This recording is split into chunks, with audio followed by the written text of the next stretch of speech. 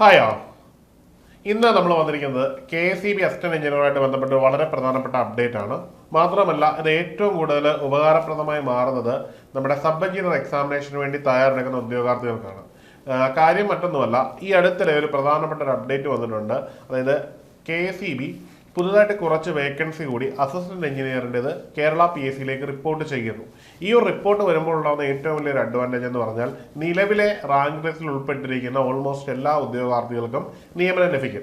Main ലിസ്റ്റിൽ നിന്ന് മാത്രമല്ല, പലപ്പോഴും സപ്ലിമെന്ററി ലിസ്റ്റിൽ നിന്ന് പോലും നിയമനം നടക്കുന്ന ഒരു സാഹചര്യമാണ് നമ്മുടെ മുമ്പിലുള്ളത്. ഇത് പുതിയ ഉദ്യോഗാർത്ഥികൾക്ക് എങ്ങനെയാണ് ഉപകാരപ്പെടുന്നത് എന്ന് നമുക്ക് വിലയിരുത്താം. അതിനോടൊപ്പം തന്നെ എന്താണ് ഇതിന്റെ ആധികാരികമായുള്ള അടിസ്ഥാനം എന്ന് കൂടി നമുക്ക് നോക്കാം. അതിൽ KSEB എഞ്ചിനീയേഴ്സ് അസോസിയേഷൻ എന്ന് പറയുന്നൊരു അസോസിയേഷൻ ഉണ്ട്. ഇവർ നിരന്തരമായിട്ട് റാങ്ക് ലിസ്റ്റിൽ നിന്ന് കേരള PSCയുടെ നേരിട്ടുള്ള എക്സാമിനേഷൻ വഴി റാങ്ക് ലിസ്റ്റിൽ ഉൾപ്പെട്ട ഉദ്യോഗാർത്ഥികൾക്ക് നിയമനം നടക്കുന്നതിനൊക്കെ വേണ്ടി എഫർട്ട് ഇടുന്ന ഒരു ഓർഗനൈസേഷനാണ്. ഇവരുടെയൊക്കെ ഇടപെടൽ മൂലവും ഗവൺമെന്റിന്റെ നീതിപൂർവമായ ഇടപെടലിൻ്റെയൊക്കെ ഫലമായിട്ട് കേരള എലക്ട്രിസിറ്റി ബോർഡ് ഏതാണ്ട് 105 ഒഴിവുകൾ കൂടി റിപ്പോർട്ട് ചെയ്യുന്നു എന്നാണ് പറയുന്നത്. 105 ഒഴിവുകൾ കൂടി റിപ്പോർട്ട് ചെയ്യുമ്പോൾ ഈ ലിസ്റ്റിൽ നിന്നായിരിക്കും ആ നിയമനങ്ങൾ നടക്കുന്നത്. റൊട്ടേഷൻ മാനദണ്ഡങ്ങളൊക്കെ പാലിച്ചു തന്നെ നിയമനം നടക്കുമ്പോഴും അത്യാവശ്യം നിയമനങ്ങൾ എന്ത് പറ്റും നടക്കും എന്ന കാര്യത്തിൽ സംശയമൊന്നുമില്ല. അതുകൊണ്ട് തന്നെ നല്ലൊരു നമ്പർ ഓഫ് കാൻഡിഡേറ്റ്സിന് ഇവിടെ നിയമനം ലഭിക്കും. ഇവിടെയുള്ള ഏറ്റവും വലിയ അഡ്വാൻറ്റേജ് എന്താണ് എന്ന് ചോദിച്ചു കഴിഞ്ഞാൽ, നമ്മുടെ സബ് എഞ്ചിനീയറായിട്ട് ജോലി ചെയ്യുന്ന പല ആൾക്കാരും, നിലവിൽ KSEBയിലെ സബ് എഞ്ചിനീയറായിട്ട് ജോലി ചെയ്യുന്ന പല ആൾക്കാരും ഈ ലിസ്റ്റിലുള്ളവരാണ്. അവിടെയാണ് ഏറ്റവും പ്രധാനപ്പെട്ട കാര്യം. അതായത് ഈ ലിസ്റ്റിൽ നിന്ന് വലിയൊരു നമ്പർ ഓഫ് കാൻഡിഡേറ്റ്സ് ഈ ഒരു സബ് എഞ്ചിനീയർ കാറ്റഗറിയിലുണ്ട്. അപ്പോൾ ഈ സബ് എഞ്ചിനീയർ പോസ്റ്റിൽ വേക്കൻസി വരികയും അവിടേക്ക് നിയമനങ്ങൾ നടക്കുകയും ചെയ്യുമ്പോൾ ഇനി ഈ വേക്കൻസി, അതായത് നമ്മുടെ സബ് എഞ്ചിനീയറിന്റെ കാലാവധിയും റാങ്ക് ലിസ്റ്റും വന്നത് ഈ AEയുടെ റാങ്ക് ലിസ്റ്റും വരുന്നതിന് 1 വർഷം മുമ്പാണ്. അപ്പോൾ അതിന്റെ വാലിഡിറ്റി ഏറെക്കുറെ തീരുകയാണ്.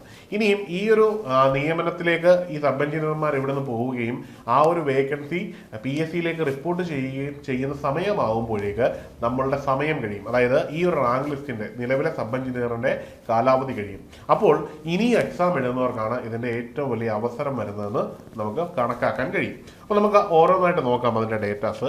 ഇവിടെ നമ്മുടെ മുമ്പിൽ AEയുടെ റാങ്ക് ലിസ്റ്റ് ആണ് കാണുന്നത്. ഇവിടെ നമ്മൾ നോക്കുമ്പോൾ ഇവിടെ നോട്ടിഫിക്കേഷൻ വന്നത് 2022 439/2022 എന്ന നമ്പറിലായിരുന്നു. അന്ന് എക്സാമിനേഷൻ ഒക്കെ കഴിഞ്ഞ് ഇതിന്റെ DOE നിലവിൽ വന്നത് 12/12/2024 അപ്പോൾ ഈ 12/12/2024 മുതൽ 3 വർഷമായിരിക്കും ഈ ഒരു റാങ്ക് ലിസ്റ്റിന്റെ കാലാവധി. ഇനിയും അന്ന് എക്സാമിനേഷന് കട്ട് ഓഫ് മാർക്കായിട്ട് 51.33 മാർക്കും മാക്സിമം മാർക്കായിട്ട് 80.67 മാർക്കും വന്നു എന്ന് ഓർക്കണം. അന്ന് നമ്പർ ഓഫ് വേക്കൻസികൾ കേവലം 6 മാത്രമായിരുന്നു റിപ്പോർട്ട് ചെയ്തത്.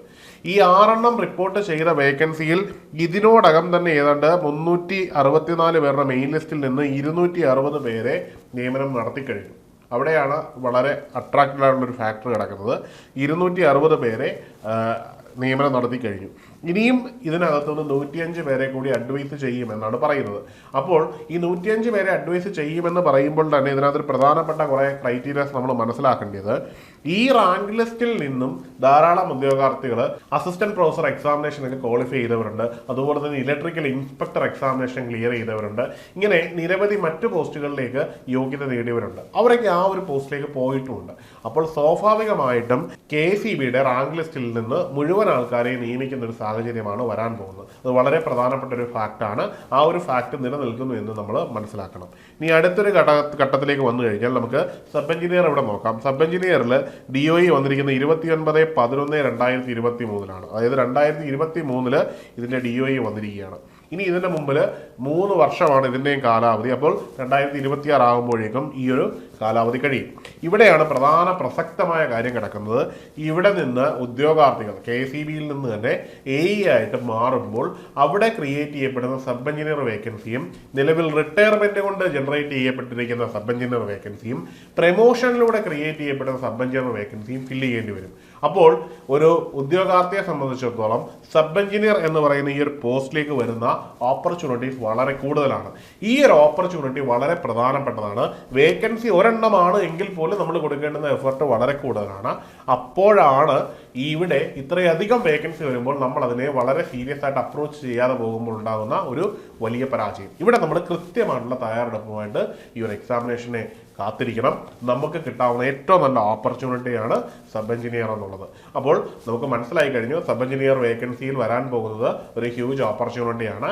ഒരുപക്ഷെ ഒരു ജനറൽ PSCയിലൊക്കെ ക്രിയേറ്റ് ചെയ്യപ്പെടുന്ന പോലെയുള്ള വലിയ ഒരു വേക്കൻസി തന്നെ ഒരു ഡിപ്പാർട്ട്മെന്റിൽ തന്നെ ക്രിയേറ്റ് ചെയ്യുന്നു. അതായത് KCB എന്ന് പറയുന്ന ഒരു ബോർഡിൽ തന്നെ ക്രിയേറ്റ് ചെയ്തിരുന്നു. മാത്രമല്ല സംസ്ഥാന സർക്കാരിൽ ഈ ഒരു പോസ്റ്റിൽ വരുന്ന ഉദ്യോഗാർത്ഥിയെക്കാളും ഉയർന്ന ശമ്പളത്തിൽ നിങ്ങൾക്ക് ജോലി ചെയ്യാൻ കൂടി പറ്റുമെന്നത് ഇതിന്റെ ഏറ്റവും ആകർഷകമായ ഒരു കാര്യമാണ്. അപ്പോൾ സബ് എഞ്ചിനീയർ എക്സാമിനേഷൻ നിങ്ങളുടെ മുമ്പിലുള്ള ഏറ്റവും വലിയൊരു ഗോളാണ്. 2026 ഇതിന്റെ റാങ്ക് ലിസ്റ്റിന്റെ കാലാവധി കഴിയും.